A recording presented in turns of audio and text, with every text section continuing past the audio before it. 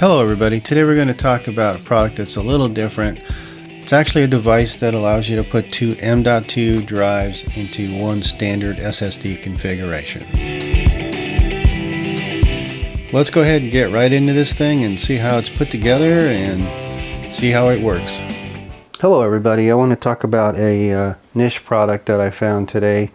It's a new product by QNAP. It's been out for a little bit, but not too awful long. It sort of falls into a strange area of usefulness, probably less so on the NAS and more so in your personal computer or another device that you're using for computing. So I want to walk through kind of what it is and kind of talk about the benefits of what it does, and it certainly will test the performance and see how well it lives up to its claims. So basically what this is, and I'm going to unbox it here, it's actually a standard 2.5-inch form factor. It's actually, if it's hard to see from the video, but it's made out of all metal construction with a lot of vent holes through here. Let me just zoom in here so you can kind of see what's going on. As you can see, it has ventilation holes throughout the bottom, and then we'll see when we get this thing open that there's other improvements for heat sinking as well. I also want to draw your attention to the RAID switch configurations in this particular device, and we'll see more here about what that does for us here in just a moment. Okay, so what I want to do is I want to actually take this thing apart and then have you take a look and see inside. In summary, this is a 2.5-inch standard SSD enclosure that actually holds two SATA M.2 drives. These are the straight M SATA type, not the NVMe drives. This will not support NVMe. This is primarily made for the M.2 SATA drives, and we'll get into a little bit about how this thing works here in just a minute. So why don't we go ahead and take this guy apart.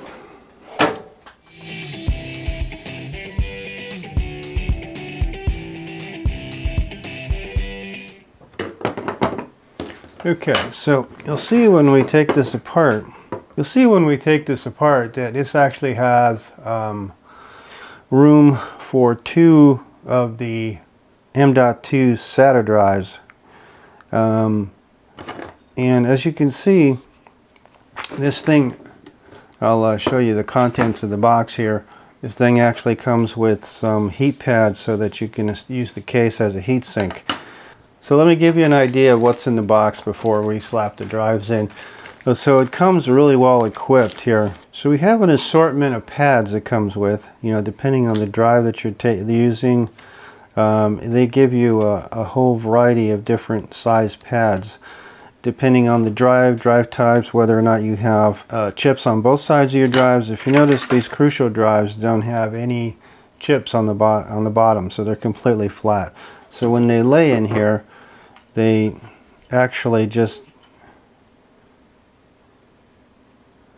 you can't really see it, but they have a nice air gap underneath here.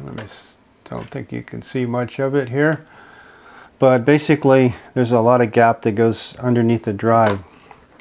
So we're primarily going to mount this with the large pads on top of these drives, so much like this, so that all the heat sinking can go up through the case. So it's really a nicely designed unit. So let's go ahead and put that guy together. So it also comes with, besides the two screws to mount the drive in, it also comes with a little device so that you can alter the switches for the RAID configuration, which are located right there. So you can see the drive switch right here. That's where you set the RAID type. And we'll get into that a little bit later when we put this thing together. So the first thing we're going to do here is actually mount the drive. So let's go ahead and do that. So these just kind of come in at an angle. They drop right in, and we'll put one of these little silver screws in.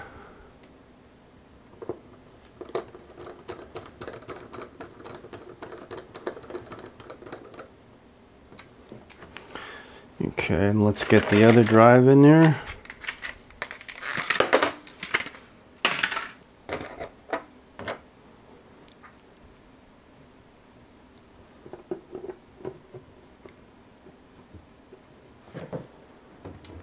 That other silver screw.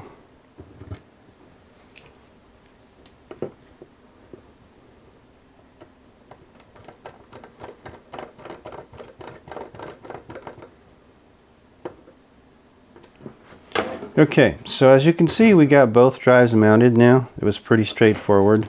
So now our next task is to apply these thermal pads on top of the drives so that they make contact with this metal aluminum plate that's on the inside.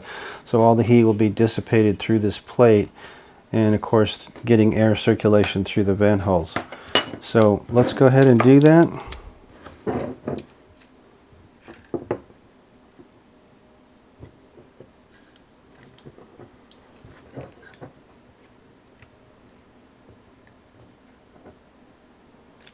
Okay, so there's one, and let's get that second one in there.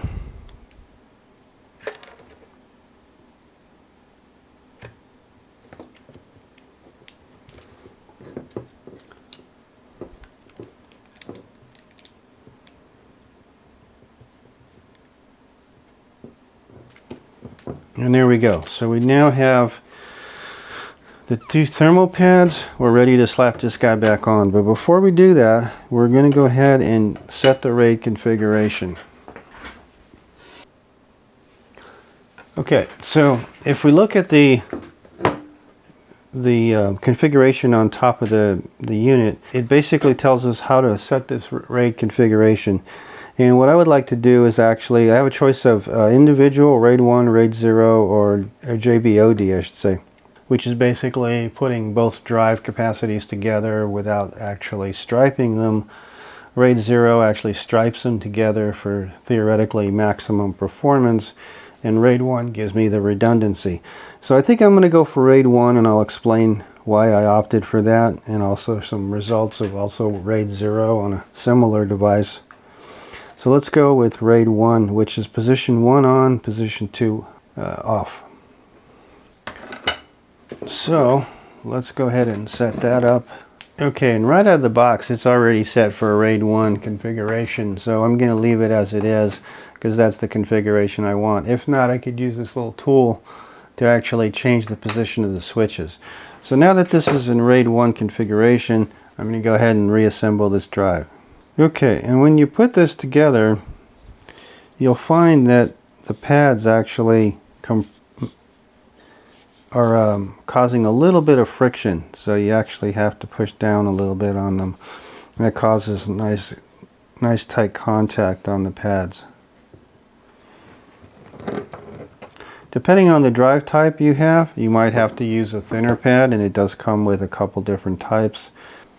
Okay, so let's go ahead and put the screws back in.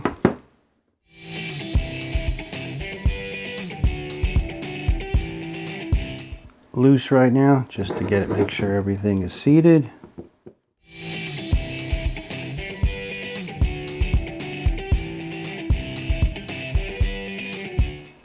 Okay, and there we have it. So we've now put two standard M SATA drives into this enclosure, and it's now ready to go. So we're going to have basically these two drives will be mirrored together, so the data will be redundant on both drives. So before we actually get into testing this thing and actually mounting it up into a system and see how this performs, I want to talk briefly about why you'd want to use one of these. Now, this happens to be a QNAP unit, so one would probably lead you to believe that this is ideal for a QNAP, and it probably is. I mean, you definitely could use this in a QNAP where you want to actually expand the capacity of each drive slot. You could use one of these in a a striped configuration or something like that. But in my particular situation, what I believe to be the best use case for one of these is actually a PC. Now, because you have a for your operating system, for example, if you're running a standard SSD, you are subject to a failure because it's a single drive. And assumingly most of us have some kind of backup or some way to recover this, and that's fine. But in the case of a device like this that you could purchase, you would have basically mirrored drives. So if one of the drives went bad, you would actually not impact your system at all. So the real trick is, how do these perform? The one thing I found, and I've tested a couple of these already, different brands, and I'll show you the results I got. They all perform slightly, or very similarly, I should say.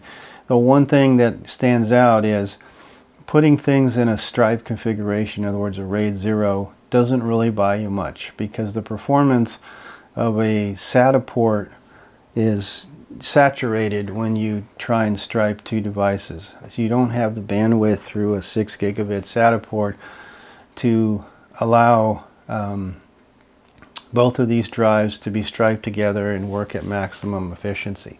So really the best configuration, in my opinion, is the mirrored configuration put into a system for an operating system or something critical that you don't want any downtime on. That's where these things come in. The reason I'm opting to do a review on this QNAP is because I found this one to be the best built. The other one that I did test, which I'll show you right here, is a StarTAC unit, and it's really not the same build quality at all. It's really kind of hokey inside. It doesn't really, it works well. I mean, it does work. It does not like to have its RAID configuration change, so when you stripe, it doesn't let you really go back to a mirrored configuration. Wasn't real impressed with the build construction, but conceptually I like the idea. So I opted to go for this QNAP unit because this will give me the build quality that I need, and the same features that anything else will. And in this caliber, it will give me, it will cost me a little bit more. These are a little bit more expensive than the StarTAC unit, but when you put them side by side and you see the construction, the solid metal construction, the vents, the heat sinks, the pads, none of which are in the StarTAC, this is just worth an extra $20 or $25 or whatever it is. I'll leave affiliate links in the show notes so you can take a look at both of these. Don't get me wrong, the StarTAC worked and it worked well, but it's not anywhere near this quality of build. And when you put something in a device that's going to run and you're looking for that redundancy, the last thing you want is to have something that's cheaply made. So let's get this thing into a system and start running some tests, and let's see how it performs in a mirrored configuration. Okay, so let's first set up the disk. Whenever you do any type of new drive, it's always going to ask you to configure the new disk. So we're doing that right now. And I'm going to go ahead and create a new volume. Pretty much going to leave the defaults. Click Next. Next. And Finish. Okay, so now I have my new volume, my new E volume. Okay, I'm going to go ahead and do a quick ATTL benchmark on the new drive that we set up in a mirrored configuration. And let's give it a shot and see how it works. Now I'm going to probably fast forward through this so you don't have to sit through, a few minutes of progress bars. But at the end we'll kind of see where this thing performs or how it performs. And then I want to compare it to a regular native drive as well as the RAID 0 configuration that I got off of the StarTAC. And you'll see the similarities. So let's let this finish and then we'll go on to the next step.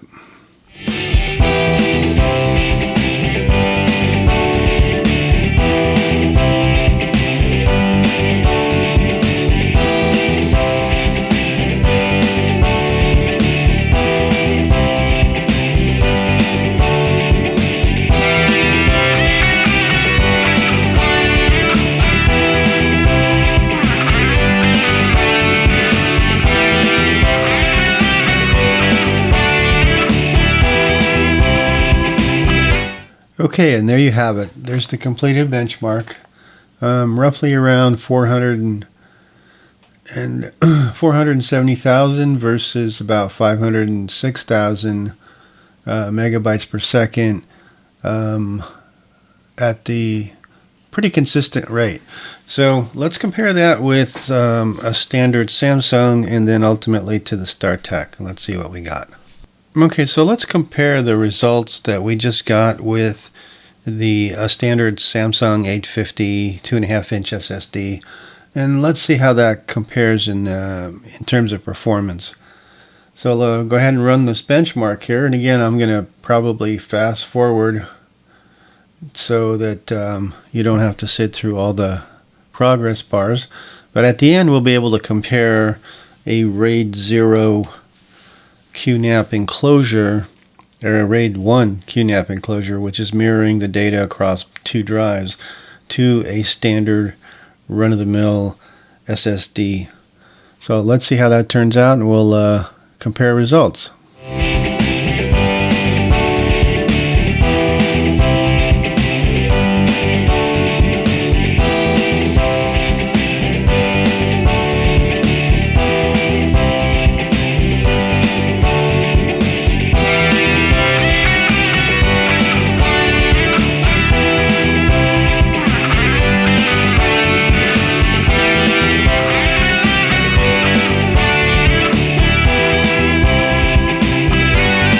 Okay, as you can see, the read results were almost identical at about 550, and we got slightly better performance at 533, and again this is on a Samsung 850 Pro, so which is typically or historically been one of the slightly faster drives. But you can see there's not a lot of difference, so putting in a mirrored configuration into this device doesn't really hurt you in any way. But it does certainly help in terms of having some protection and redundancy. So now let's test out the stripe volume, and again I'm going to use the StarTAC for this. So it's a slight variation from the QNAP, but since it's already configured and my prior testing showed the performance to be almost identical, I want to show you the difference between the basically a RAID 0 and a RAID 1 configuration. So let's go ahead and run a new benchmark with the StarTAC just to give you a kind of a point of reference. And there's a moral to this story, which I'll get to here in a few minutes. But we're going to see basically the StarTAC unit in a RAID 0 configuration. So theoretically, on paper anyway, doubles the performance. And as you'll see, that's not quite true.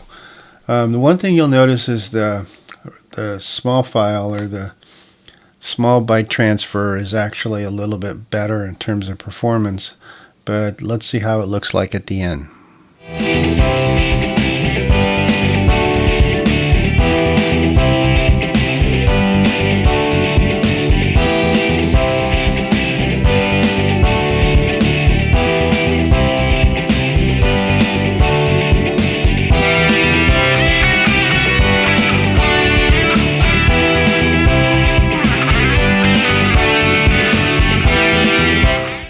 Okay, as you see, we're getting close to the end here, and as you can see from the performance curve, it's very, very similar to the other two configurations in the other drive that we saw, as far as looking at the 850 natively and looking at the QNAP M.2 Enclosure. So for all practical purposes, these, everything is running about the same, whether you configure it in a RAID 0 or a RAID 1 or single drive or anything like that. It's going to be the same. And the reason for that is the SATA bus. We're running all these devices over a 6 gigabit SATA bus, so any and all of these devices are basically saturating the bus. So you're not going to see a whole lot of performance difference unless something is actually slowing it down, which I think we've demonstrated that that's not the case. So exactly why they would put a RAID 0 into these devices is not quite clear to me, other than it does give you good performance, doubles your capacity, at a slight risk. So again, I'm not a big fan of RAID 0 on this type of configuration unless I'm going to get huge performance gains. So I just wanted to show this as a point of reference. Well, that's about it for today. I hope you enjoyed this video. This product's a little bit different. It's not something that you kind of see every day. Again, as I mentioned earlier in the video, this product probably has a few applications around your house, but to me, the biggest thing I can see is actually putting this as an OS drive for that extra redundancy to keep things running, especially if it's something like a security cam or something like that. If you've got a PC running security cameras or anything that's critical for uptime, this is kind of a great solution. You probably, if you got creative, you could probably find a few creative uses in your QNAP as well. The ability to put in 2 single drives and increase the capacity as separate drives is kind of neat. Being able to stripe the volumes together for a larger drive is actually useful in some cases. It does come with a risk, but it does have its time and place. But I'm sure if you think about it, you'll come up with your own uses.